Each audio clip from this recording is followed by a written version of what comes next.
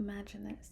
The sun has set, and on this particular night, you're stargazing, looking up at the constellations, one in particular that's starting to look a little bit like a warrior, maybe you. And so you joke with your friends, your family, and you're like, that's me up there, you know? It looks like me, don't it? And they go along with it. They're like, yeah, you could be that warrior in the sky. And all of a sudden, you hear this searing sound.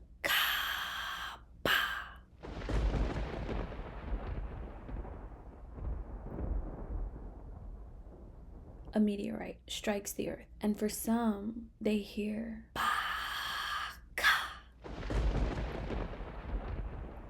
and this particular meteorite is not like any other that has happened after or has happened before that. So this meteor strike affected the entire world. It literally changed everything for everyone, forever for them. You know, it defined the Neolithic Age, the Iron Age, and we'll see exactly how that happened. When the Kaaba happened, when the meteor stroke. Wait.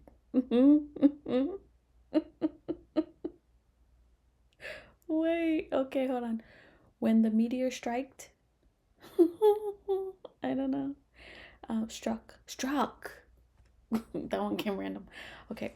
All right. So, when the meteor struck, it was catastrophic. People were shocked. They were worried. They were fearful. This was an event that traumatized them in such a way that gave them even more reverence to the earth and to the universe that they hadn't had before that time. Of course, they had the lessons through nature, but nothing as grand as the Kaaba. And so as we move through Africa and we see how the Kaaba was revered, we kind of begin to understand how the ancient people, our ancestors, saw that event. All of these ideas are acknowledging that very same thing. You know, it's talking about the meteor. It's talking about how the Neolithic Age started. It's talking about don't get too big for your britches. Like, it's saying all of these things. And I think that the Kaaba is, it's literally the blending of both.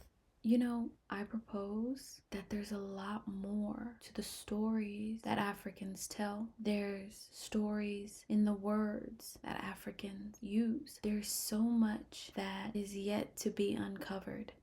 You know, we're all just stardust. Yeah, so this is not what this should look like. Maybe I can do this again and like make this look way better.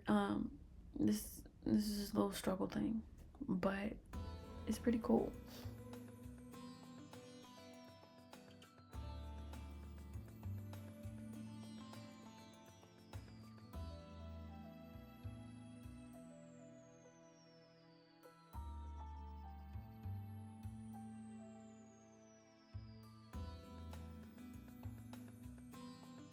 When this meteor struck, it was the turn of the age.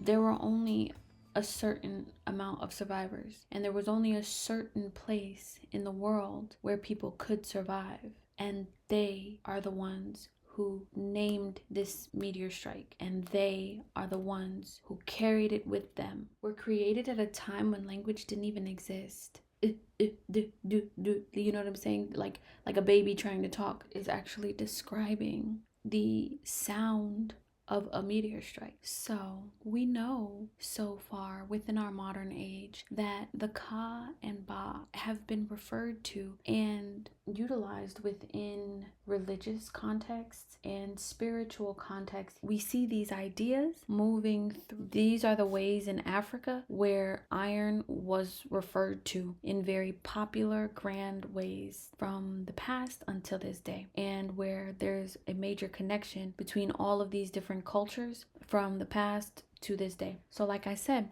These are the spiritual ways that we see it. But before the idea of the Kaaba became spiritual, it was that large sound, that grand sound, that sonic boom of Kaaba, that Baka, right? And so over here we have the Sutu. In their everyday language, they have this word sebaka, and it means space, as in like area space, like how big is this room type space, right? Like not like up there space, but down here space, like the space between us type space. And the Zulu have this word called isibakabaka, and that means sky. So the Zulus are saying that the ba ka is sky, and the Sutus are saying that the seba ka is space. Both cultures are acknowledging the ka and the ba, the big boom that ended up happening. One is using the ka ba to refer to the space part of it, the up there part of it, and the Sutus are using the ba ka to refer to the ground. Now it's interesting that these cultures are using the words just regular in their vocabulary to mean actual things, but that are still related to the actual event of the meteor strike. So the Nama are the people who have been honored to have been the first ever people to wield and to weld this Gibeon meteorite.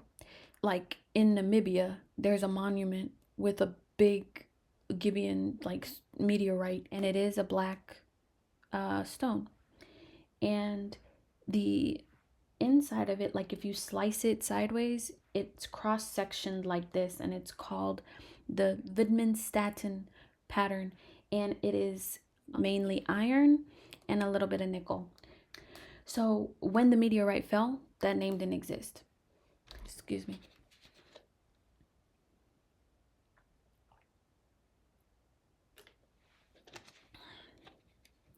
Northern Africa refers to it on a more spiritual sense, where it transforms into a religion or a metaphor.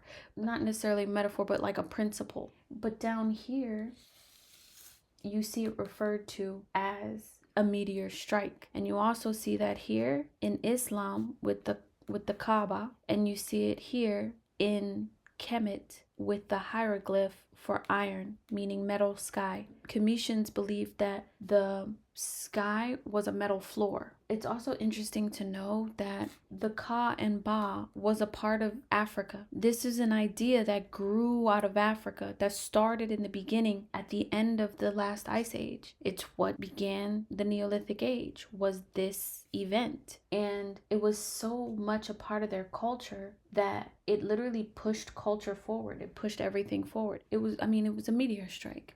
In the ancient world, they never let go of this story that happened. They kept telling it until they created metaphors, until it folded into a religion. It impacted their lives so much that that's what they did. They took it with them.